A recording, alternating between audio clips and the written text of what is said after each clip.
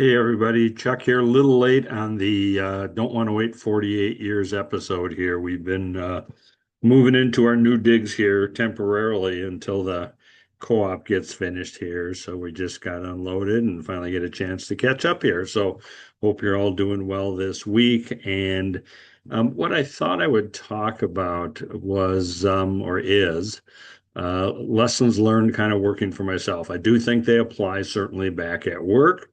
But if you're also so inclined to start your own business, wanted to leave you with some of the things I use to help guide me in the conversation, and hopefully they'll trigger some ideas for your thoughts as well here. So let me read off the list I've got here. I've got 11 items kind of typed right on top of my computer here. Number one, I must seek out work. It never comes to me. There's so much going on in the world that if we don't go out and actively seek it, it just doesn't fall in our lap here. So we have to be willing to be proactive. In my case, number two, I'm always working 6 months out. So the things I'm doing today, as an example, in May, I'm looking at then doing these for November. And in between, I should have been working on things before that. So you're always working out ahead. Number three, I must be constantly changing, constantly adapting, and constantly mining for new ideas. Uh, World is always constantly changing. People are looking at what other people are doing.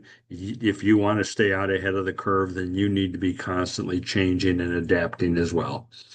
This next one came from an article I read somewhere where the person was writing about where do you and I look for our opportunities.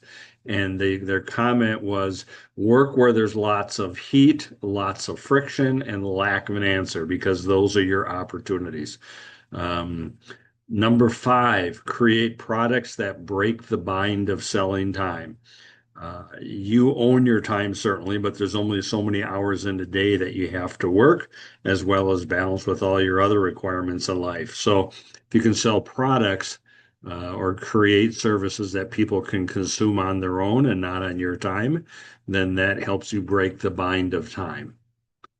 Number six, don't bid by hour, bid by project or by person. Again, your time's valuable. Don't waste it.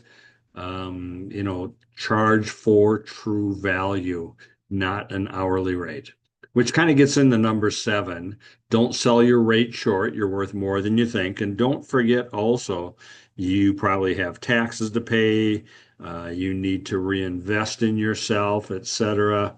And that gets into number eight. You have to earn enough to reinvest in yourself and reinvest in your business, because now you're responsible for your own continuing ed, healthcare, possibly vacations, etc. Number nine, you have to have goals and you have to constantly review them. Go back and look at my other video for the daily focus list for the things that I do there. Number 10, look for points of leverage and what can you do to leverage your time. Seek out where you can get the biggest bang for your buck. So it might make sense for you to work with a workforce development at your local community college, two-year institution, university. They've got workforce development for companies. You could be a resource for them. Number 11, one of the most important ones, and I'll confess I forget about it at times in the rush, and that's not a good thing. And when business is slow, I have to remind myself also, we're doing this because we want to help people, we want to make a difference, um, and you want to be able to help people make a difference. And so these are lessons I use. They seem a little scattered, but when you look at them constantly and think about them constantly, they kind of build a theme within yourself that people see when they're interacting with you. And those are things that people like to see.